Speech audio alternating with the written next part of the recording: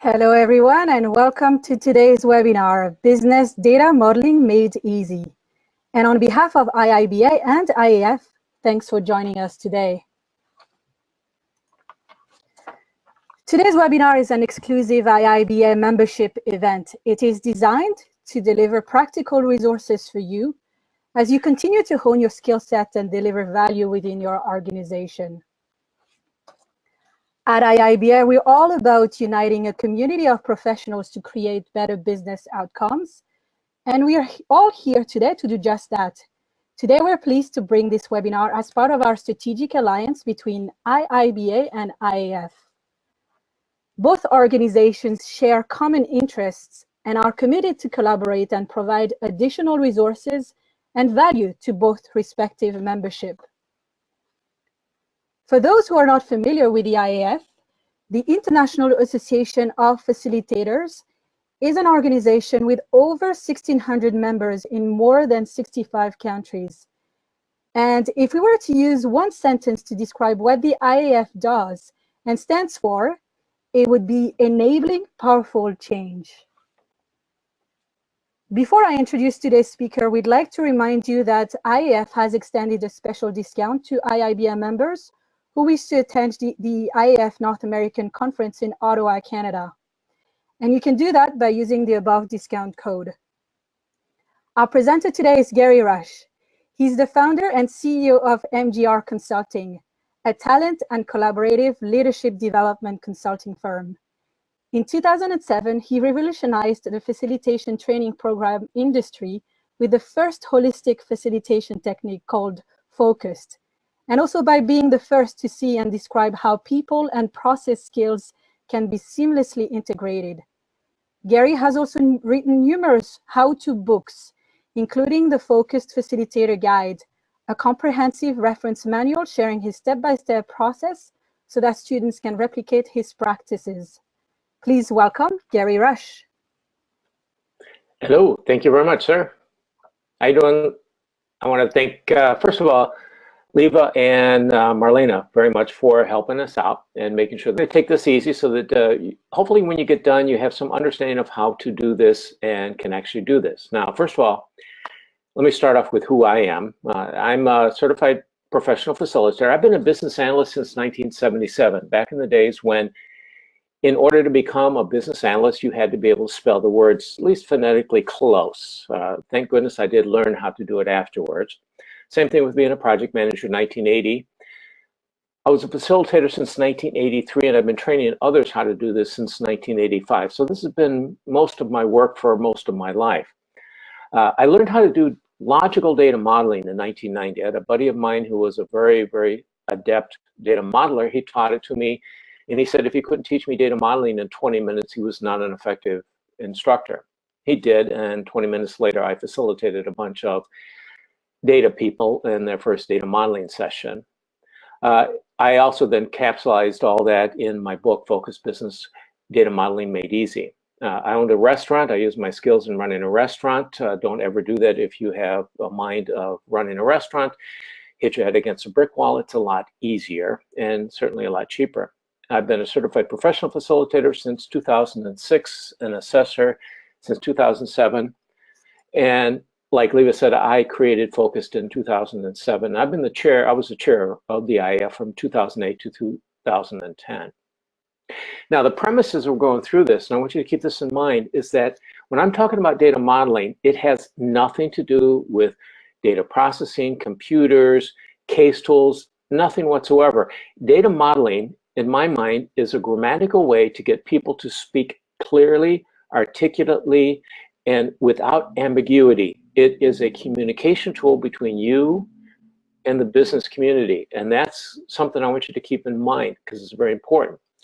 It's really a shorthand way to document the rules and policies that they follow. And I find it to be very, very powerful in getting to the essence of this is what the business really does. This is how they really run their business. All right. So let's talk about it. It's really about business, not systems, which is perfect for you folks. And this is what a data model looks like. I mean, it's really capturing what persons, places, things, and events about which you keep information. And that's what data modeling is really all about. It's capturing that, but more than that, it talks about how we manage the relationships between them. And we're going to get into that. The reason I like to model is it's absolutely clear, it's concise, and it's unambiguous. I have found more issues that when we did a data model, it helped uncover problems that they had built into procedures and or systems. All right, because what happens is quite often people find out what their needs are and they write it down in sentences. So it's either a bunch of sentences or even a user story, or we can draw a picture of it, which is far more concise. In the example here, you can see it's pretty simple, right? Well, it's seldom simple in real life. So what we have is a statement that says, this is how we manage our business. We put our products in warehouses, they store multiple products. We want to make sure that we store each product in one warehouse, etc. All of that is very difficult to turn into an effective requirement. So what is simpler is to take that and structure it in a way that it forces clarity and conciseness. So now we can read that same paragraph in this model, but we can understand it and understand the implications much more effectively. And that's really what data modeling helps us do.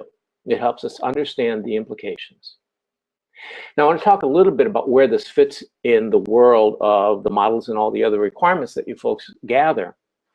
Whenever you're dealing with a business, every business at any level in the organization, they have a vision of where they're headed. It may be in the back of the mind of the person running the organization, or it may be well written and shared with everybody, but they have a direction they're going because they have objectives, they have CSFs, they develop work, they have a strategy, their annual and strategic plans tell us how we're going to get there. They always build the organization, which is really represented by the vehicle there.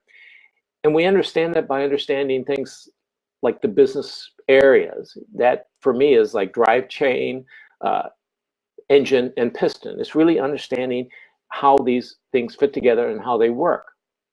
But it's fueled with all the information and knowledge and the resources that we've got, which is really data. We've got some products that we bring with us, hopefully to snag a few customers. We know how to drive the vehicle because we have procedures. We know who's in the front seat, who's in the back seat because we have an org chart. We know why we got in the car in the first place because we have a mission. And we know whether or not we're allowed to backseat drive or speed based on our values.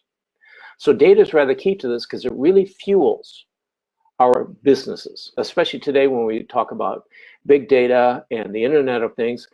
Without data and understanding what it's doing with and to the business, we're missing out. Now, data versus process or functional models really document what is done. Object models define the information, the policies, and the actions, but data models document what do you need to know and what are the rules and policies that you're going to follow around the information you've got. Now, there are people like, I know Ron Ross will probably tell me it doesn't capture all the rules, and he's correct. But it does capture enough rules that it makes a world of difference and it gets you started.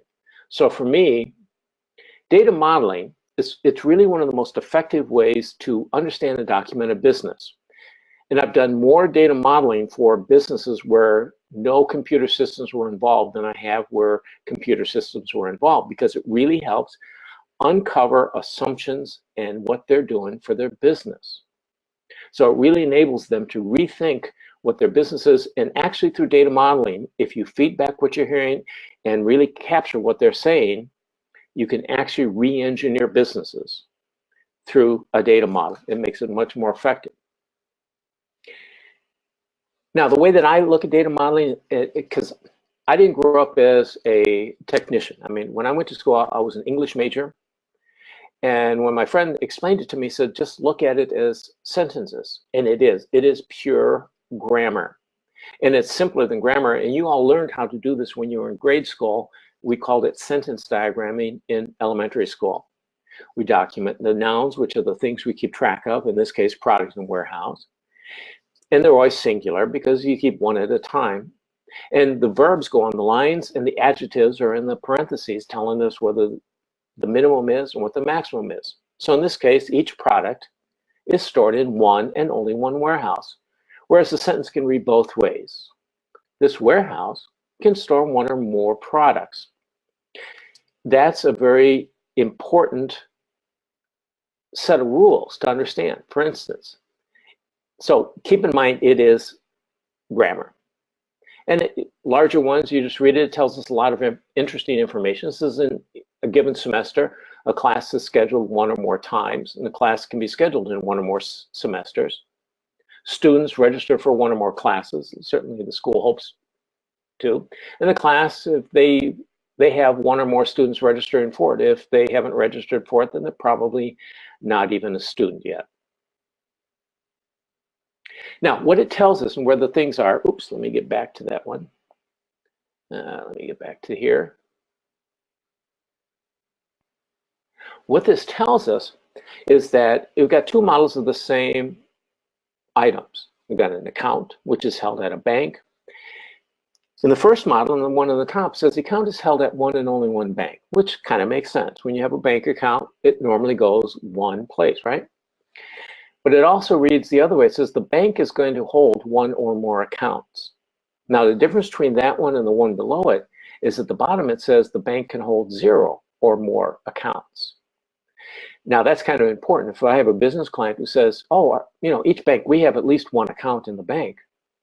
Well, that's fine, but that means that if you want to know about a bank where you don't have an account, maybe you want to know what their interest rates are or whether you might open an account there in the future, you can't do that because in the first one, you cannot keep track of a bank until you have at least one account there. Whereas in the bottom one, you can keep track of banks all you want. Whether or not you have an account is irrelevant. And so it really helps us uncover things that people do, because I've seen systems and procedures built where what they modeled in the model really contradicted what they wanted to do in business. And so this really helps force them to be very, very clear. Now, I don't know how many of you have ever done data modeling with your business clients, but if you haven't, it might be because they are not exactly enthralled with it. Now think about it. How many of you have ever gone to a client and shown them your data model and said, here's what you guys do, and have them look at you and go, you're out of your gourd. This is not at all what I do. Well, the problem with that, particularly coming from an IT background, is the jargon. We use words that are absolutely clear to other people who are speaking our language, but not always so clear to the business community out there. We use words like entity and attribute and relationship and entity relationship diagram, optionality, cardinality, associative entity, and normalized. And these are interesting terms and they work well when I'm dealing with someone else in the industry. But entity, for me, an entity, that was the name of a movie that about a ghost that wasn't all that friendly. So if I'm keeping track of all my ghosts and an entity relationship diagram is how they get together, well, that must mean that an entity relationship diagram is more of a ghost dating service rather than a model. So the words get in the way, you know, and you don't really want to go to a client and say, all right, I want to know about your entities and what the attributes are and what the relationships. Their eyes are going to glaze over. So I found that the words are easier if I just look at the definition. An entity is a person, place, thing, or event. I've never run into anybody who gets really bent out of shape about the words person, place, thing, or event. So I just call it thing. A lot simpler. Since an attribute is a piece of information about a thing, it's a little bitty part of a thing, so I call it a thingette. It's a little thing. So now we've got things and thingettes. Relationship, I haven't figured out a good name for it, but it seems to work and nobody gets too upset about it. Entity relationship diagram seems simpler to just call a data model. It is a business data model. Optionality, cardinality, well, that works in St. Louis, but I like minimum, maximum. What's the minimum that have to occur? What's the most? So don't get the associative entity. We talk about that in data modeling, and that's fine, but it's just another entity that happens to be between two others, which most of them are anyway. So I call it another thing. And normalize, well, you got to be kidding. You mention that with your clients, and they're going to wonder. Data modelers bring things down to their normal form and then immediately denormalize it so that they can implement it. I guess it must be the existentialist form of modeling. I model, therefore I am. So I stay away from the terms that are intimidating or unfamiliar to clients, and I still deal with the terms that are comfortable. Now, once you get the terms straight, the next step is how do I get a group of people who've never seen a data model in their life to actually build a data model? And if you do this and step through it very carefully, within about 45 minutes, most business clients are going to be doing the modeling faster than any analyst around. And it's because the rules for data modeling are relatively simple. The hard part with data modeling, like most of the requirements you folks are gathering, is the content. It's the information that your business clients hold. The models are simple, and that's why they work. So to that end, we want to keep it simple. So when I build a data model, the first thing I need to do is understand what are we dealing with? What's the scope of this business? I like to gather, and I'll show you this in a minute, but I like to gather a short statement that tells us the purpose of this business. I think of it as the elevator speech. It's what would you tell someone if you got in the elevator on the 5th floor with them and you were going down? What would you say before you got to the 1st floor when they said, gee, what's your business all about? This is what you would say, but it would help us understand what's in the business and what's not in the business. That's our first step. Normally 15 minutes is all this ever takes with the group, unless it's a brand new business, in which case you're inventing it. Once we've got this, the next step is going to take us typically about a day or longer. And that is we identify all the persons, places, things, and events about which they keep information. And once we have that list cleaned up, the next step is what takes the time, because getting the list probably takes an hour, hour and a half. But to finish it up, we need a dictionary definition. And the dictionary definition can take a lot of effort, unless you do like some of my clients have done, and they bring dictionaries and they bring laptops with Wikipedia and Webster's and whatever else is out there up. And so that way they have their information. So we define them, and we want a really clear dictionary definition. Once we've got them defined, the next step is, all right, let's build the model. How do these things relate in our business? And that's where it takes the rest of the time, and really what your focus is in building the data model, which is building the data model. Once you've got it built, the next step that I like to do, and I've done this a couple of different ways. I can either go in and identify what the thing is, what the attributes are about all the things, and that's fine, except that most businesses have that information in system documentation, existing documentation, where you can gather that, and it's fairly easy to pull out and then share it through spreadsheets and whatnot and get it cleaned up. What I found in dealing with clients quite often is they will look at me and they go, you know, I've got data, in fact, more data than I know what to do with. What I don't have is I don't have information. And data and information are radically different. Data is just raw stuff. Information is where it's put together, where it becomes a little bit more meaningful. So to gather information, I then find out, well, what information do you need? Who is going to get this and why do they need it? And so why?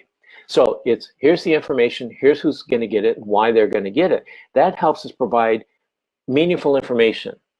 Today, with as much big data as we have, we also have a lot of big noise, which means we have more data than information, and the business community out there is being bombarded with a bunch of stuff, but not a lot of good information that gets turned into knowledge eventually.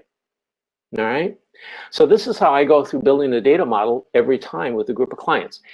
I do this in workshops where I facilitate the people. It's great having a whole group of people together because they argue about the definitions, they share understanding, etc.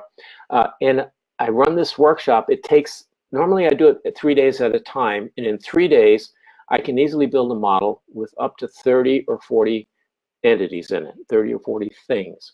If you have a typical business where it's going to take, where they may have, I don't know, 100 to 200 pieces of data they keep track of, then it's going to take a series of workshops to do that, and you just have to plan for that. The difference is that doing this in workshops in 3 days, if I can do 30 to 40 entities that the business has already defined and done well, that saves us weeks and weeks of effort. So it's going to, it may take you 3 days concentrated, but it's the equivalent of 6 to 8 weeks of work in those 3 days. So keep that in mind as you're going to do this with people.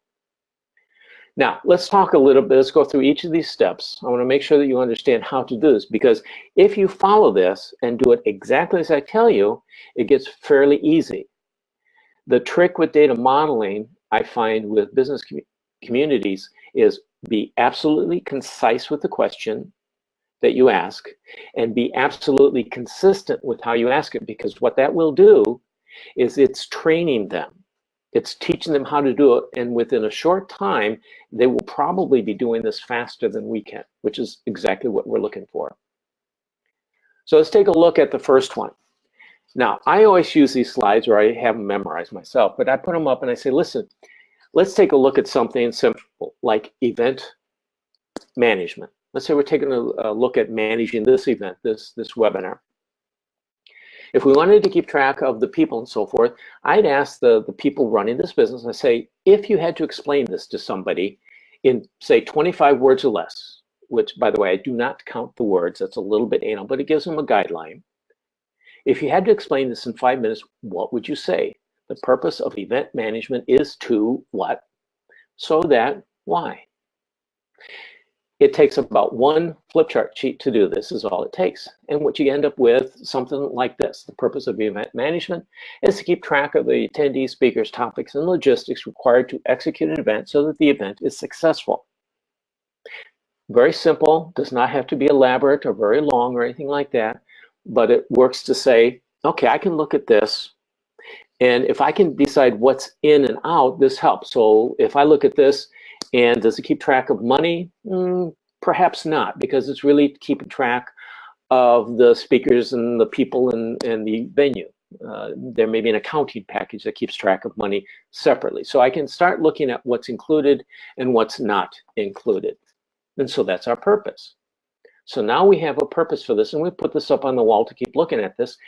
And then we want to ask people, say, looking at that purpose, what I would like you to do is think about all the persons, places, things, or events about which we keep information. All right, so a person in this case might be a customer, might be a warehouse, a product, or an order.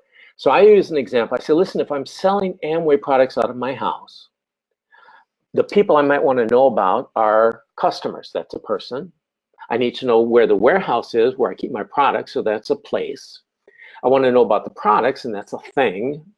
And I want to know about every time they place an order. That's an event. So those are persons, places, things, and events about which I keep information. When I ask this question, the last 5 words up on the question up on the top are absolutely critical. When I want to talk to business community, I don't say, what are the things you need to know about? What are the things that are important? Those things throw them off, and it really confuses them, and you get information you really don't need or want. So I'm going to ask, what persons, places, things, and events about which you keep information? So it's about which we keep information. Those are critical words in the question. And so make sure you ask it exactly that way when you do it. So we might get things from a list of people looking at the event management. We might get it. Keep track of attendees and speakers and hotels and venues and topics and rooms. Now, as I do this, when I'm capturing this, one of the things to keep in mind, if you notice, no matter what they would say, I'm going to capture it in the single. So it's, they may say, oh, we keep track of attendees and speakers.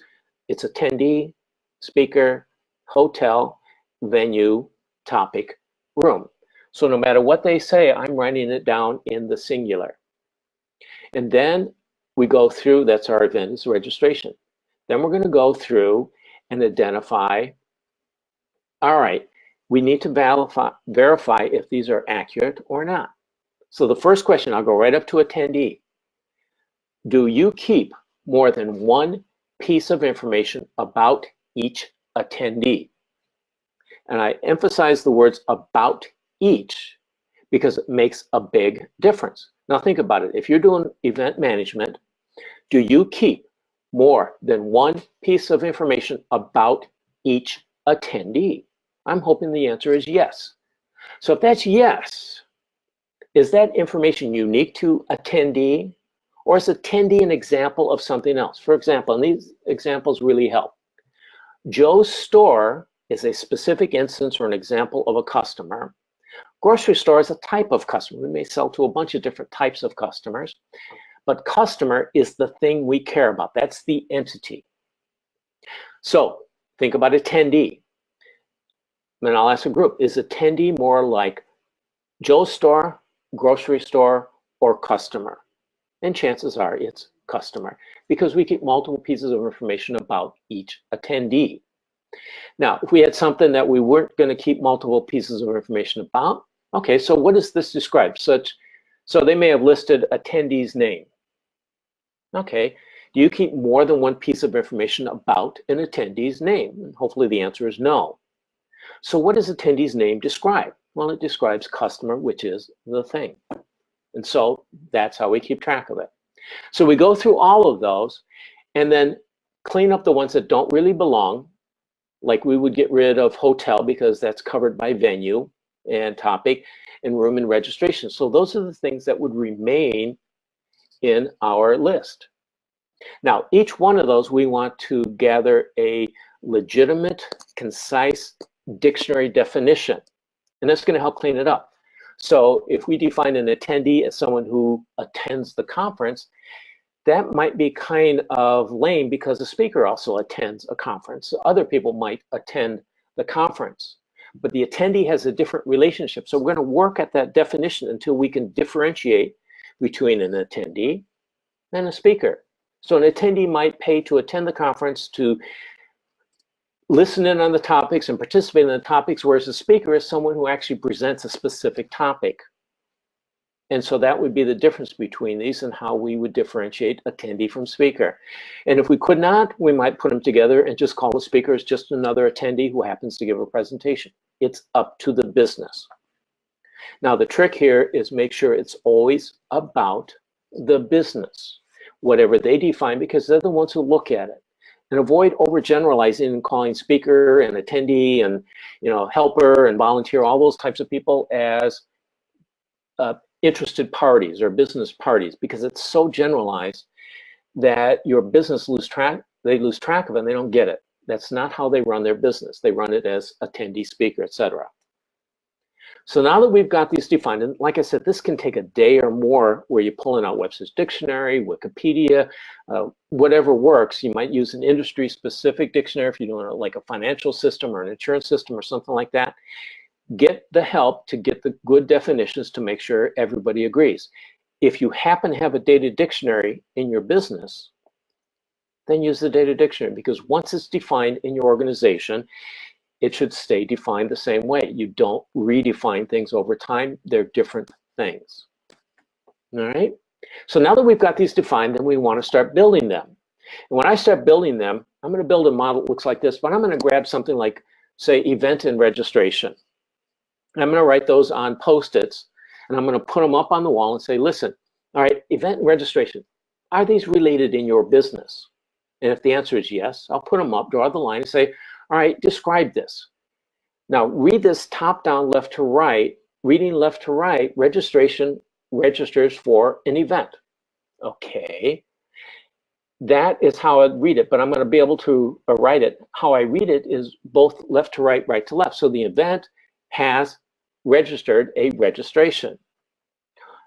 An attendee completes a registration. A registration is completed by an attendee. So I can read it both forward and backwards. It's active and passive form of the same verb, basically. If it's different, it might be a different relationship. We'll add that as a separate one. So we start with two. I might start, in this case, let's say attendee completes a registration. Great. Then we hold up another card, like event. Is that related? Put that up, draw the line, and we just keep adding to it one thing at a time and working at it until they're done. Now, what we do is I will frequently go through and check this with them by validating it against various scenarios and just stepping through it and say, all right, if an attendee comes along and is also a speaker, how does that work here? Or if the speaker is presenting, but they have two different topics in two different rooms, is that covered here? And you want to make sure that you go through this to make sure that it works for the business. And I've done this in some businesses that were very complex and it took a while. In one business, we put it up and worked at it and then took it down. And we did that 4 times before it made sense. So you have to put this up and be willing to scrap it and start all over again with the model by testing it with scenarios and just running through situations to see, does this capture the information in the way that you need business? It's all about them. And they will tell you, and it works out pretty well. So we would keep adding, and when we're done, we've got our data model. And that, folks, is really very simply what data modeling is all about. So let me open this up to questions to see if you folks have any questions about what we've gone through so far. Hi, Gary. It's Leva. I noticed your model. Thank you so much for taking us through the model. The annotations, you know, with the 0M1, M11. Can you kind of quickly explain what those mean? Yes, I can. All right. The notations 1, M and 0, M, 0, 1, those tell us what the minimum is and what the maximum is. So here's an example. It says the attendee completes registration. That says the attendee completes 1 and only 1 registration. But that registration could be completed by 1 or more attendees. So hopefully a whole bunch of attendees can sign up for the event. Okay, the event or the registration registers for basically 1 event. You only have, you know, when you sign up for this webinar, for instance, you signed up for 1 webinar, not a number of them. But that event could have registered for it a minimum of 0 because you had the event before anybody registered, or many, which is a whole bunch of them. Now the M, if there's a maximum, like in this case, it showed on your screen, 1,001 max could sign up. We don't put the number there, we just put M for more than 1. So the first number is what's the mandatory required to make this relationship exist. 1 is very restrictive, and 0 is very flexible. And the second number is what's the maximum, and it's always either 1, which makes it a 1-to-1 type relationship, or it's M, which means it could be 1 or a whole bunch, many. Does that help? Yeah, great. Thank you so much. Okay. We've got a few more questions coming in. The next one is about Epic. So I'm not sure if you're familiar with Agile Epics. Okay. So basically, an epic is basically a large body of work that you can decompose into smaller stories. Absolutely. So it sounds like it's very similar to that. Or perhaps, you know, if you can provide a bit more details on it as to the difference, you know, between the two. Well, an epic would be, it would be a whole bunch of scenarios, and this would capture, I would decompose it into pieces to do a data model. If you do it for the whole thing, you're probably talking a very large model and a long period of time to do this. And if you're doing Agile and you want to do things in sprints, you decompose it and say, okay, for this piece of the epic, let's do the data model for this piece. And I would do that, you know, out of a 2-week sprint. You spend 3 days doing a data model. That's a lot. I mean, that gets a lot done. So focus in on just the decomposed piece of it, 1 piece at a time. So for instance, I did a large data model for a group of people who created educational programs that they gave to various institutions. They had various trainers and they had various students, and they wanted to keep track of all of that, which was, I don't know, probably about 180 different entities that we kept track of. Doing that all at once is just overwhelming. So when I did it, I then focused on, all right, let's talk strictly about the class stuff, the lessons, the material that you're providing. And then another discussion was around the institutions. Another one was around the instructors. Another one was around the students. And then we put it all together. That's an easier way to kind of tackle this without, you know, trying to boil the ocean. And it fits it well into Agile as a result. Great. No, that makes sense. The other thing that says on your epics, one of the nice things is I just grab all the nouns you've got in the epics, and those are a good starting point for your data model. Yes, exactly. What would be the general tool that is used to model a business? My favorite one would be something like Irwin, Erwin. That's a good tool, and there are others. I used a number of them. People have used things like Visio. That's almost satisfactory. It works. It's not really great, but it does work. I did one where someone used PowerPoint. That should be discouraged like the plague. It's not for capturing data model. We did a whole one using PowerPoint, which was scary. But Irwin or something like that, a case tool like that, I would strongly recommend. There are quite a few of them out there. Right. Here's an interesting one. How do you deal with SMEs that are more focused on as-is systems and can't think about what should be? The scenarios really help. Let me give you an example. I was talking about the educational system. As is, what they were doing is they were keeping track of things like lessons and courses and curriculums and tests. And as we gather in all those, they had those all hard-coded in their existing computer systems. But I'm listening to them talk about them, and they kind of described them about the same way. I said, wait a minute, what's a test? Well, it's something that checks, it's got some objectives and an outcome. So what's a lesson? Well, it's a presentation of material that's got some objectives and an outcome. What's a class then? Well, it's got a bunch of things and it's got some objectives. So they kept using objectives and outcomes for the same thing. I said, what's the difference between, say, a lesson, a course, and a curriculum? And it boiled down to size. They could have the same lesson in multiple courses, the same course in multiple curriculums. And so they got rid of all those hard-coded ones just simply because I'm pointing out what I'm hearing from them and nothing more than that. They changed it from lesson and test and course and curriculum to learning event.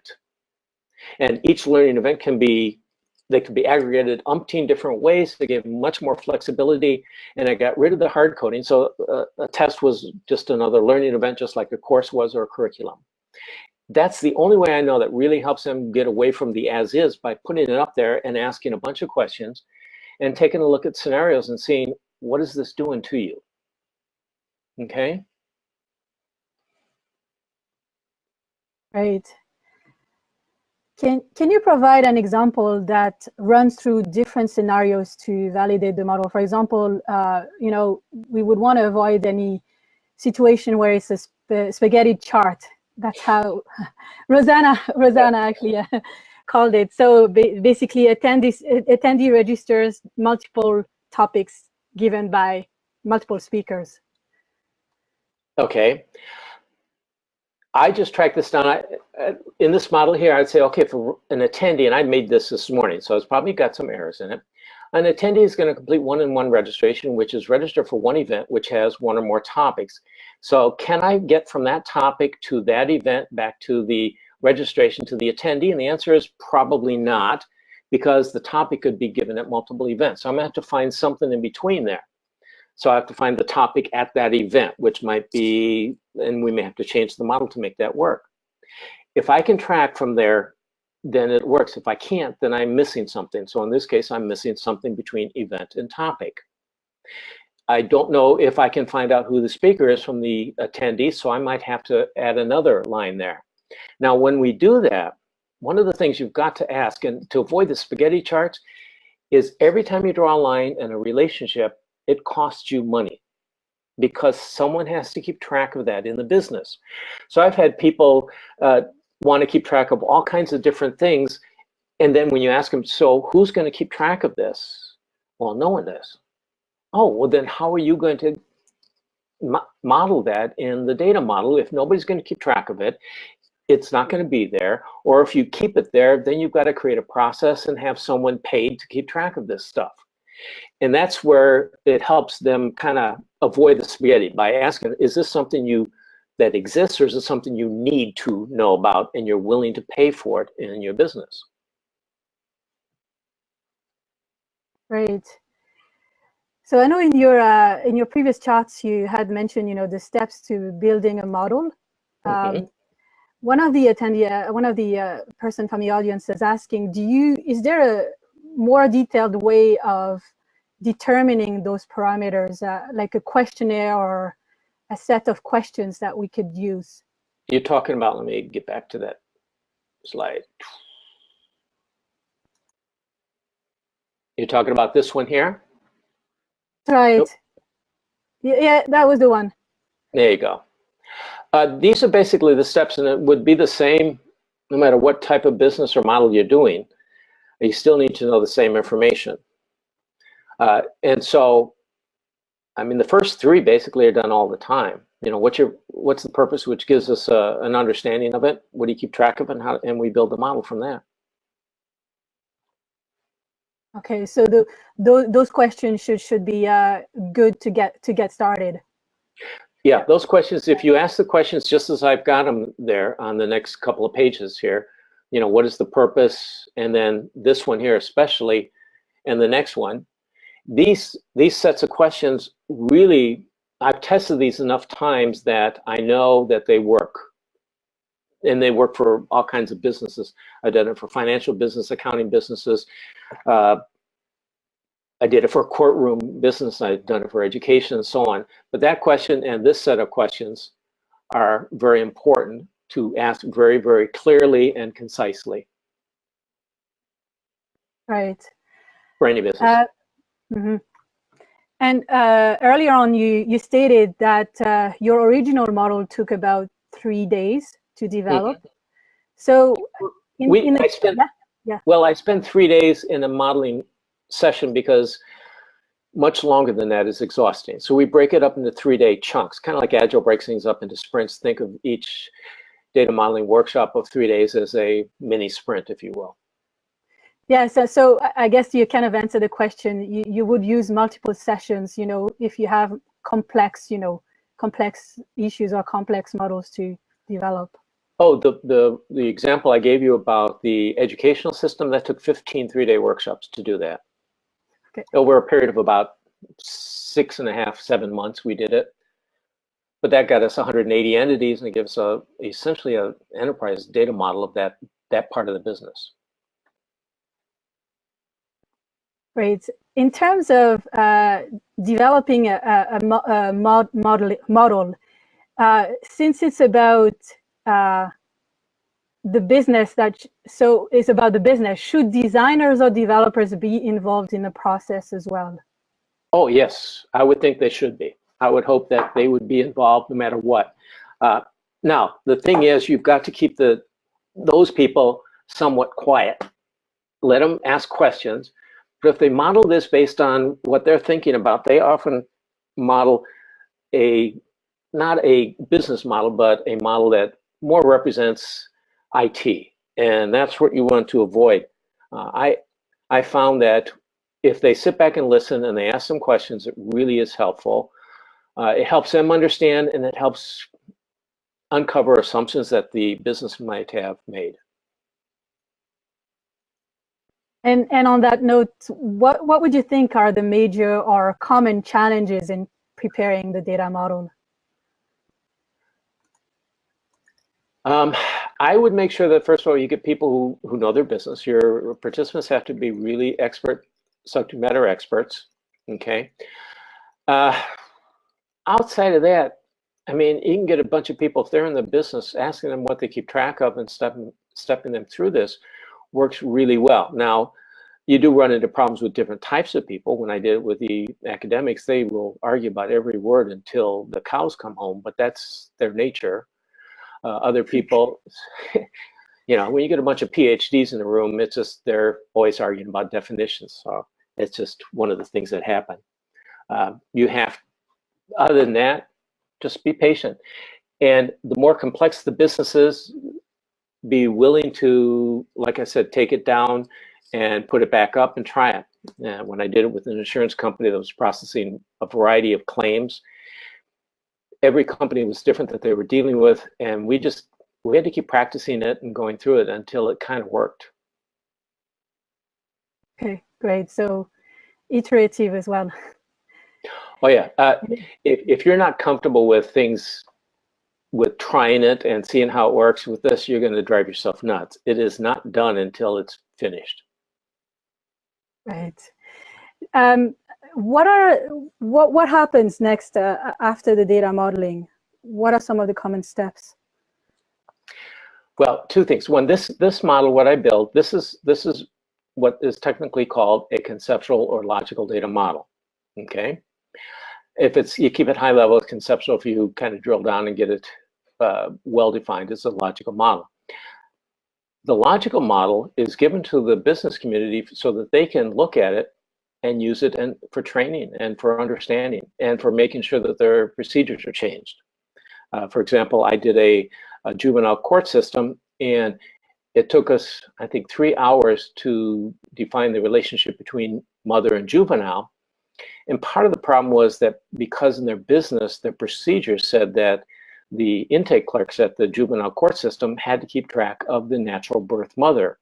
Well, these are kids who are delinquent or abandoned or abused. Most of the time, the mother was non-existent, and so they didn't know who she was. So they were not keeping track of anything other than unknown, which is useless. But when we talked about it and they realized that, then they started changing the procedures. And so they used this to go back to their procedures to make sure that they were in line. So they changed it from keeping track of the natural birth mother to keeping track of someone over the age of 18 who was actually responsible for the child. That way they had usable information. So the logical one can help the business clean up or correct their procedures and get things done correctly. It is also then handed to IT, who will then turn this into more of a physical model, which has other pieces of information that are really related to databases. But what it does is it helps make sure that the databases are accurate. I mean, think about it. If you've ever looked at a computer system that had a screen that had a field on it that was labeled one thing, and you were putting other types of information in it because you didn't have any other place to put it, it was simply because someone did not build a data model beforehand. Okay, so the technologists, the IT folks, should use this to create really accurate, effective data models that reflect what the business needs. And this way you can go mine the data. And I did it with the insurance company because they had data like crazy, but it was in a database they affectionately called the black hole, because it would go in there, but they couldn't get anything out because they didn't have a data model, and they didn't know, it was just stuff. And yet people were willing to pay them for the information. So we built the data model, and then they were able to sell the data. Right. Do you color code for new features versus current features in a model? See, I don't look at data models so much as is and to be. It's what should be. And so, no, I don't document that. Now, as we go and review it, you might document things that have changed. Okay, before we did this, now we do this. So that might require a change in the procedure manual or something else down the road. You do want to do that, but I don't keep track of what the current versus the future looks like, because in a data model, there's no, it's really documenting the data you really need, whether it's now or in the future, as opposed to a process model, which is how I do it now versus how I might want to do it later on. Mm-hmm. Yes. Yeah. Do you have any further recommendations for reading or any information, additional information you could, on that topic? On the slides, you could see, let's see, I've got, let me go down here. What we've got is, in order to make this work, I found the easiest way is just start. I mean, the first time I did it, it was funny. My buddy taught me how to do the data modeling, and I got up in front of all these data people, and I wrote out the things, the entities on these big Post-its, and I put it up, and I draw a line between them. And like in the past, I'd always drawn an arrow on the line because, oh, this goes from here to there. Well, he explained to me in data modeling there's no flow, so I had to cover up the arrow. It didn't hurt my credibility in doing it because I had someone who was somewhat expert helping out to make sure the model was accurate. And since it's a communication device, trying to get it, I mean, nailed absolutely perfectly from a modeling point of view is less important than getting it nailed from a communication point of view. So just start doing it. And the graphics, keep it simple. This is why I like the ones and M's and zeros. In most of the tools, including tools like Irwin, they will use things like crow's feet and circles and all, which I find a little bit more, they tend to lean more towards being technical, but when you print it out using those tools and show it to them, they kind of figure out that 3 lines is more than one line is one, and a 0 is a 0. So it's really, I like to keep it very simple. And this is why I do it with Post-its on a big whiteboard. It works out much better. And I also found the more you do it and the more you keep focused on it being grammar, not a modeling technique, it's grammar, and we're just forcing unambiguous statements, the easier it gets because you get used to it.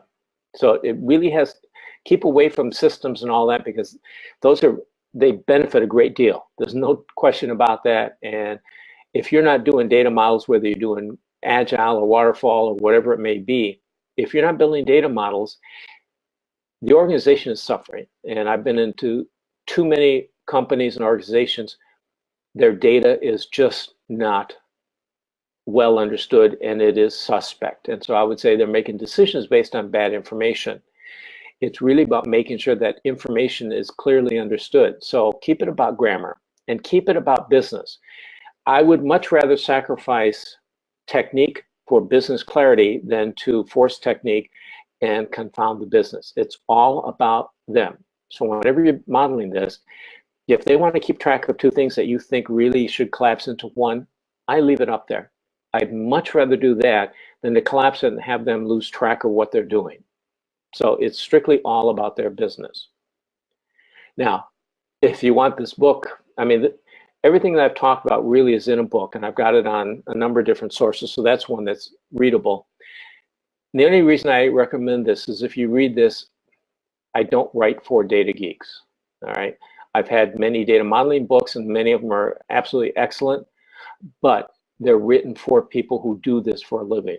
And unless you want to become a very detailed data analyst, you don't need to go that far. From a business analyst perspective and from a business perspective, I keep it at a higher level and a simpler level because it works better for me. Long answer to your question. Oh, that was great. What other questions have you guys got?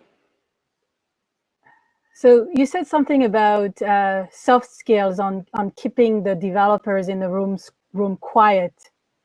How do you try to do that? Because you'll find you know, in reality, developers do try to take this sort of type of task on.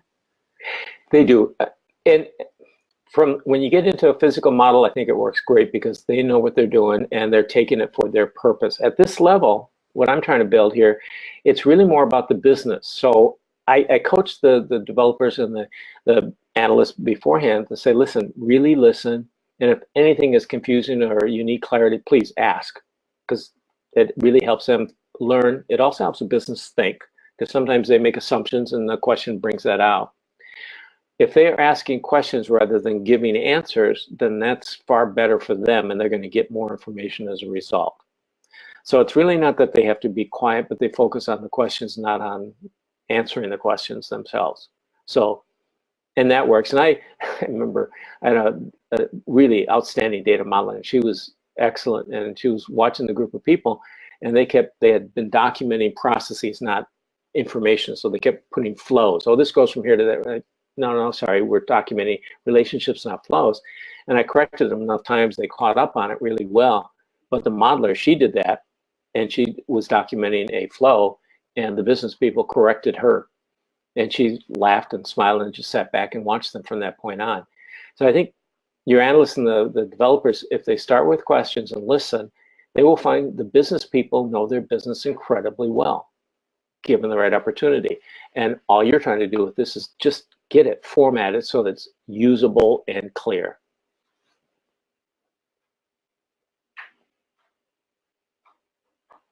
Great. Is it important to show types of relations between things? Types of relations, such as? Between the like what you call things in your model. Mm-hmm. I show all the, I mean, I capture regular relationships. We also capture exclusionary relationships and whatnot.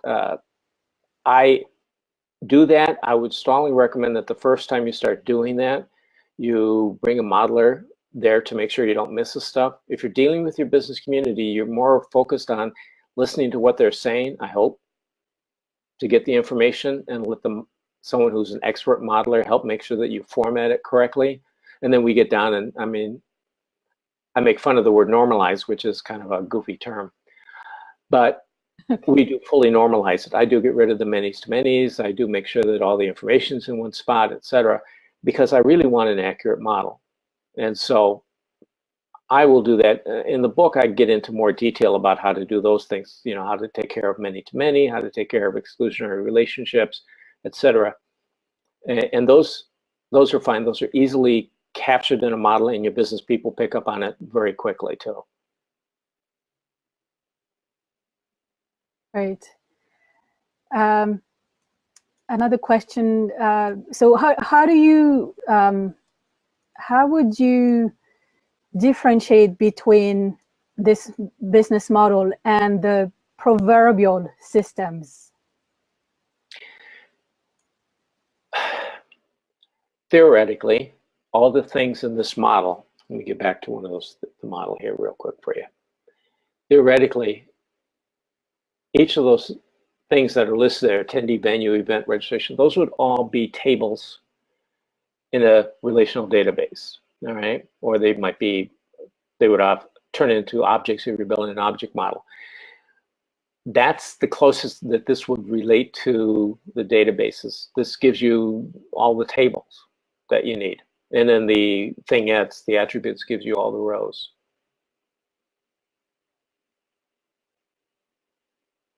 Okay. I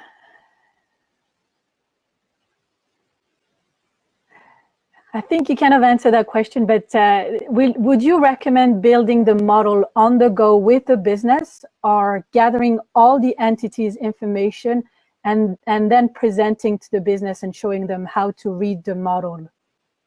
Oh, I fully believe that the best way to do it is with the business community in the room. When I became an analyst back 30-some, almost 40 years ago, actually it was 40, wow, I must have started when I was 5. They told me to go off and interview people, gather all the information, then go back to my closet, my desk, and pull it together and build a model. The problem with that is then if I built this model, it could be dead on accurate, and I go back to show it to these people, they're looking at something they didn't say. They're looking at a model and they don't understand it. So I build it with them because it's easy for them to understand. So I'd much rather put 15, 20 people in a room from the business community and build this model with them in the room and have them build it. And it gets exciting if they really get into it and they're up at the front wall moving stuff around and doing it on their own. That's amazing because that tells me that, one, they're engaged. Two, this is truly their business now, and this really reflects what they need in their business far more accurately than I can ever do, because these people, again, are the subject matter experts.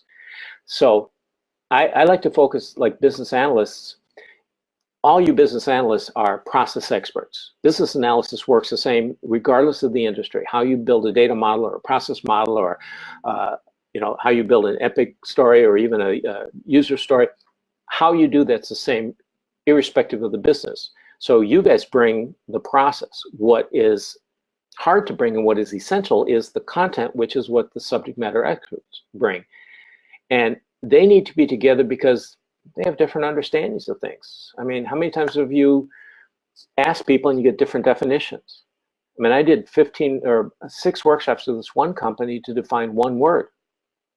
That was 18 days of workshops I did just to define a simple word. It was customer. But the director of sales, she was getting different information from everybody about what customers, how much they were selling to customers. And when we got them in this room, we found out they had 12 different types of customers. And the word customer was kind of a catch-all for someone who actually spent money somewhere. And so it was so generic, it became meaningless. So now we listed out the 12 different customers. If they had not all been in there together, that either would not have happened or would have taken forever to make that happen. Great, thank you. I think we only have 1 minute for one question, so one more question. So in your opinion, who owns this model? Is it business or is it IT? All business owns this model. IT owns the physical one, business owns this one, otherwise got the wrong owners. Got it. Great. Well, that's it. Any unanswered questions will be included as part of the recording. And also to answer your question, the presentation slides will be, if you're an IAF member, it will be shared to IAF members via your contact at the IAF. If you're an IIBA member, it'll be posted on